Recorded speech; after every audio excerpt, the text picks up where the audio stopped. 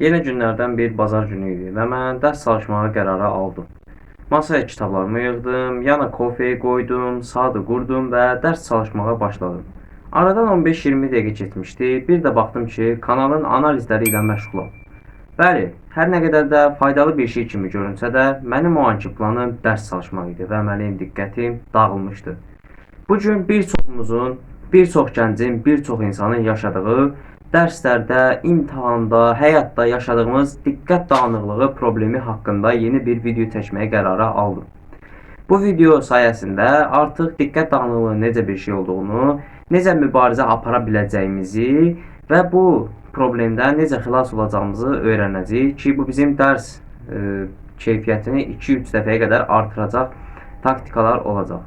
Kanalıma xoş gəldin. İlk maddəmiz budur. Diqqət dağıdan unsurları fərq et. Dərs çalışacaqsın. Sənin diqqətini bir çox şey dağıda bilər. Tək telefon deyil.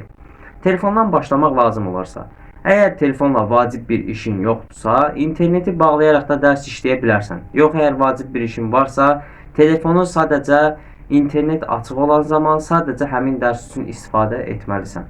Biraz çətindir. Bəli, internet açıq ola biraz telefonla dərs oxumaq çətindir. Çünki istər-istəməz diqqətin yayınır. Və deyə bilərsən, məsələn, Mehraz, mən dərs oxuyuram, oradan bildirim gəlir, mənim fikrim yayınır.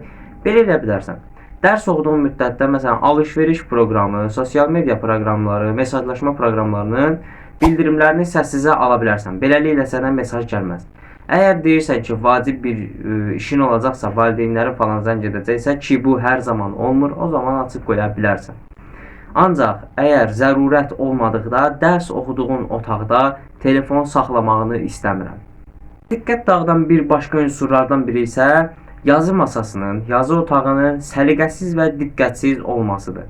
Sən dərs oxuyan zaman, məsələn, divardakı bir saatda fikrin qaldı, rəngli bir saat idi, fikrin qaldı.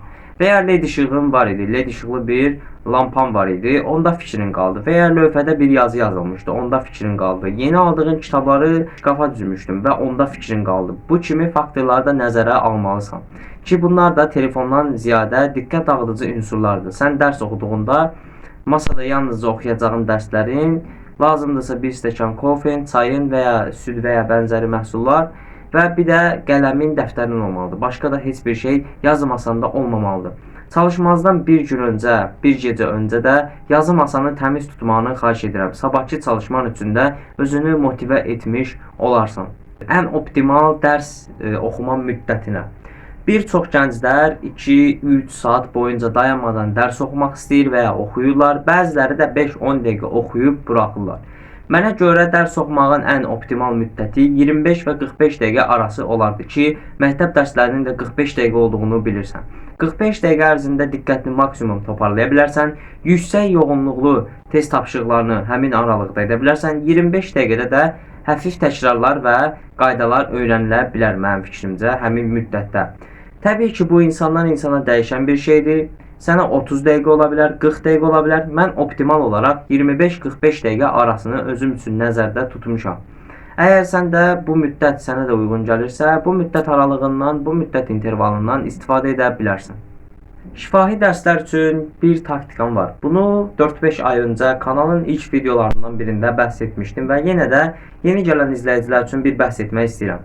Hermen taktikası dediyim bir taktikadır. Bu əlbəttə mənim taktikam deyil, bir yerdən öyrənmişəm. Dərsi öyrəndikdən sonra, şifahi dərsi öyrəndikdən sonra, məsələn, tarixi olsun, biologiyası olsun, coğrafiyası olsun, bənzəri fənlər olsun.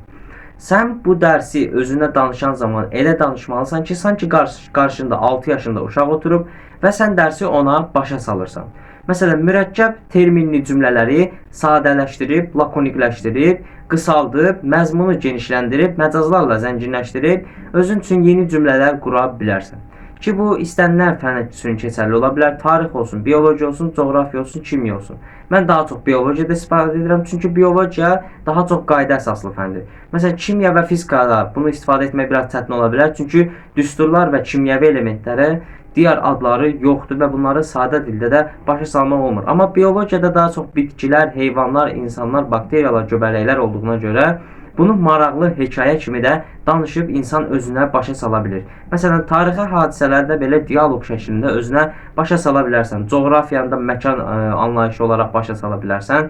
ki, bu sənin oxuduğun fəndən asılı olan bir şeydir. Bildiyin üzərə videoların çəkilməsi, editlənməsi, qapaq şəklinin hazırlanmasına bir o qədər vaxt sərf edirəm və eyni zamanda imtahana da hazırlaşıram.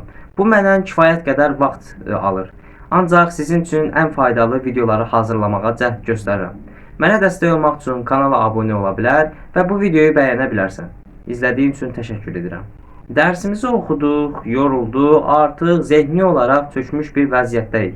Yenə də keçən videoda da dediyim kimi PowerNap və meditasiya taktikasından istifadə edirik. Meditasiyanı bilirsən, PowerNap'i də bilirsən. Qısa bir keçək.